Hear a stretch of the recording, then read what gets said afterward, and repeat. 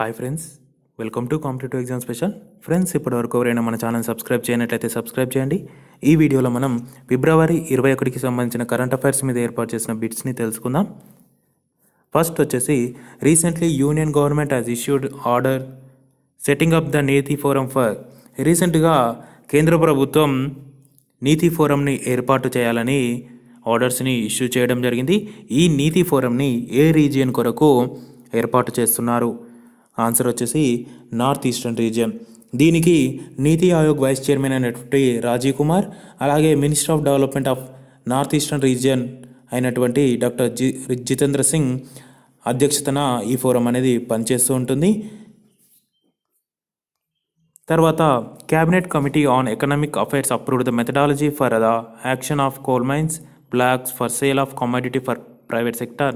It was permitted to mine the fossil fuel only for. రీసెంట్గా cabinet committee on economic అఫైర్స్లో fossil fuels mining చేయడం కొరకు private సెక్టార్కి అనుమతినివ్వడం జరిగింది. కానీ ఈ మైనింగ్ అనేది వారు దేని కొరకు మాత్రమే ఉపయోగించుకోవాలి?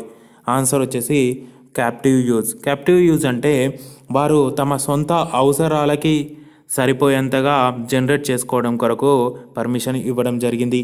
భారతదేశంలో మొట్టమొదటిసారిగా 1973లో కోల్ మైనింగ్ని నేషనలైజేషన్ చేయడం జరిగింది. భారతదేశంలో ప్రస్తుతం పవర్ జనరేషన్లో బొగ్గు యొక్క వాటా 70%.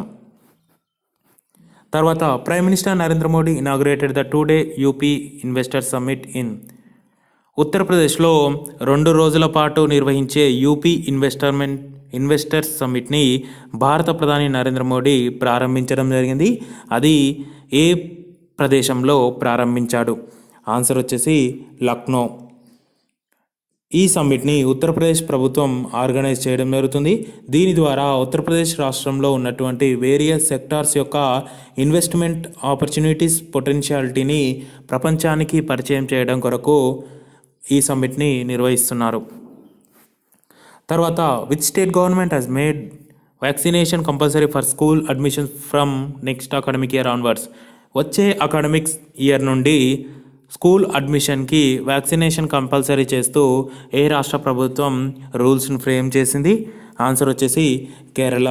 దీనికి సంబంధించి Kerala health minister K K Shailaja new health policy డ్రాఫ్ట్ని రిలీజ్ చేయడం జరిగింది. తర్వాత which railway station becomes India's first non suburban railway station to be run entirely by women. మహిళలచే నడపబడుతున్నటువంటి పూర్తిస్థాయి భారతదేశంలో మొట్టమొదటి నాన్ సబర్బన్ రైల్వే స్టేషన్ ఏది? ఆన్సర్ వచ్చేసి గాంధీనగర్. మాతుంగా, ముంబైలో ఉన్నటువంటి మాతుంగా రైల్వే స్టేషన్ భారతదేశంలోనే మొట్టమొదటి సబర్బన్ రైల్వే స్టేషన్.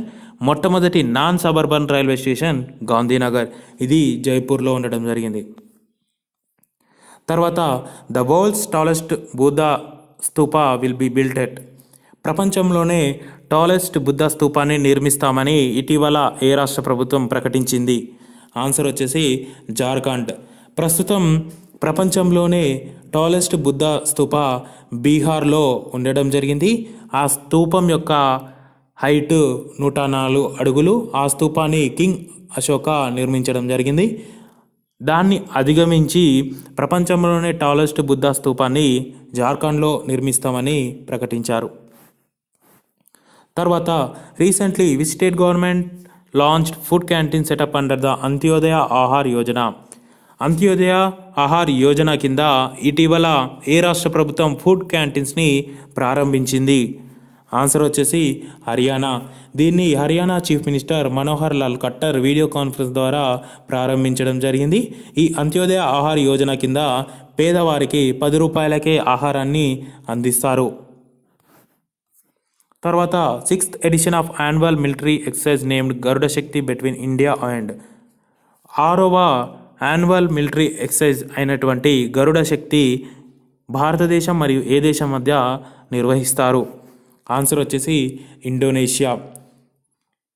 ఇండోనేషియా మరియు ఇండియా మధ్య నిర్వహించే ఈ మిలిటరీ ఎక్సర్సైజ్ పేరు గరుడ శక్తి. 2018 సంవత్సరానికి గాను గరుడ శక్తిని ఇండోనేషియాలోని బాండుంగ్ ప్రాంతంలో నిర్వహిస్తున్నారు. మొట్టమొదటి గరుడ శక్తి ఎక్సర్సైజ్ని 2012లో భారతదేశంలో నిర్వహించారు. తర్వాత which of the following is incorrect regarding Cobra Gold training exercise. Cobra Gold training ఎక్సర్సైజ్కి సంబంధించి ఈ కింది వాటిలో ఏ స్టేట్మెంట్ అనేది తప్పు. ఆప్షన్స్ వచ్చేసి it is an Asia Pacific military exercise. 2018 was the 37th edition of the exercise. It is held in Thailand for every 2 years. Cobra Gold was first held in 1982. Cobra Gold training exercise అనేది మొట్టమొదటిసారిగా 1982లో నిర్వహించడం జరిగింది. దీన్ని ప్రతి సంవత్సరం థాయిలాండ్లో నిర్వహిస్తారు. అలాగే ఈ కోబ్రా గోల్డ్ అనేది Asia Pacific largest military exercise. ఇందులో సుమారుగా 35 దేశాలు పార్టిసిపేట్ అవుతుంటాయి.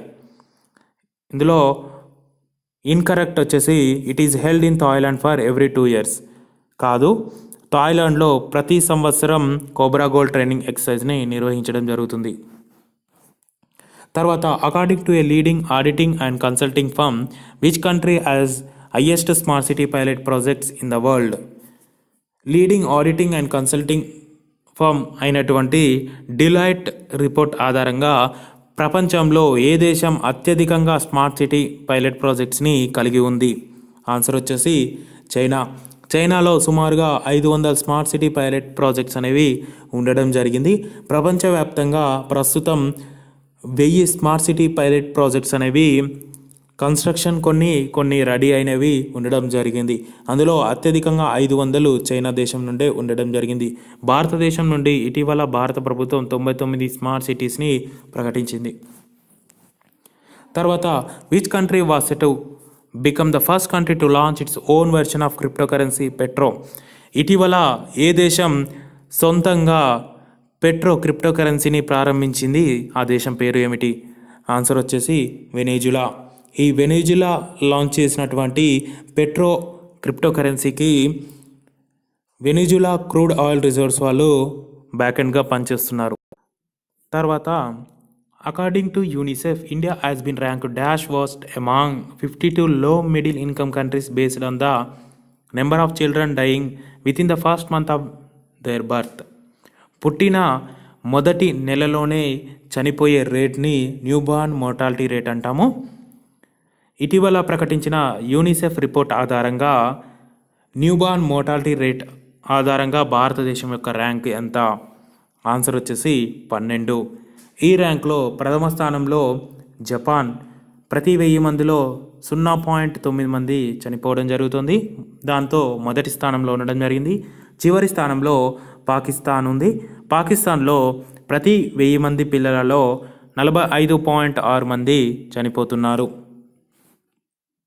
తర్వాత the 11,500 crore fraud at the Punjab National Bank has prompted the RBI to set up a committee under dash to look into the reasons and suggest steps to prevent such occurrences.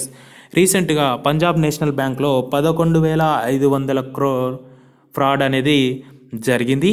అయితే ఇలాంటి fraud ఫ్యూచర్లో జరగకుండా అడ్డుకోవడం కొరకు ఎలాంటి జాగ్రత్తలు తీసుకోవాలని RBI కమిటీని ఏర్పాటు చేయడం జరిగింది. ఆ కమిటీ యొక్క చీఫ్ ఎవరు? ఆన్సర్ వచ్చేసి Y H Malegam. Y H Malegam former board member.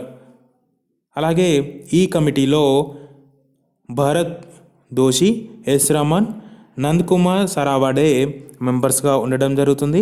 అలాగే ఆర్బీఐ ఎగ్జిక్యూటివ్ డైరెక్టర్ అయినటువంటి ఏకే మిశ్రా మెంబర్ సెక్రటరీగా పనిచేస్తారు.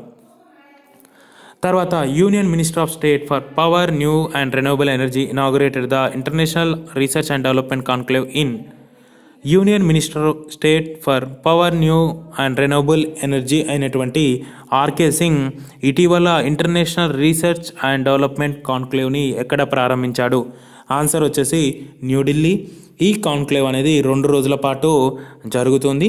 దీని యొక్క ముఖ్య ఉద్దేశం భారతదేశంలో ఉన్నటువంటి పవర్ సెక్టార్లో ఉన్న రీసెర్చ్ అండ్ డెవలప్మెంట్ యొక్క ఆపర్చునిటీస్, ఛాలెంజెస్ యొక్క వివరణ కొరకు ఈ కాన్ఫరెన్స్ని నిర్వహించడం జరుగుతుంది.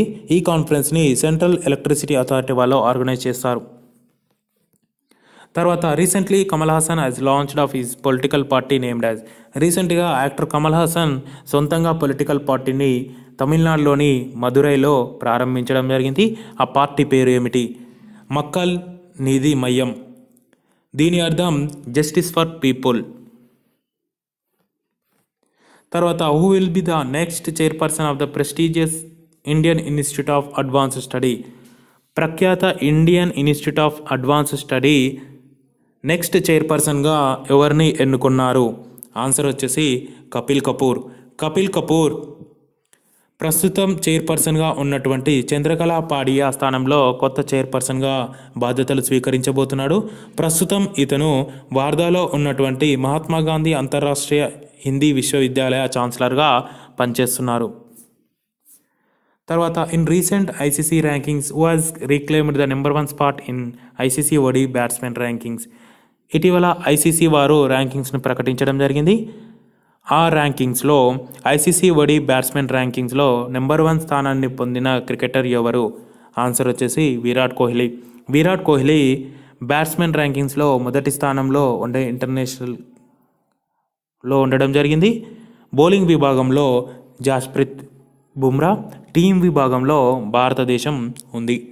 ఫ్రెండ్స్, ఇవి ఫిబ్రవరి 21కి సంబంధించిన కరెంట్ అఫైర్స్ మీద ఏర్పాటు చేసిన బిట్స్. ఈ బిట్స్ కనుక మీకు నచ్చినట్లయితే లైక్ చేయండి.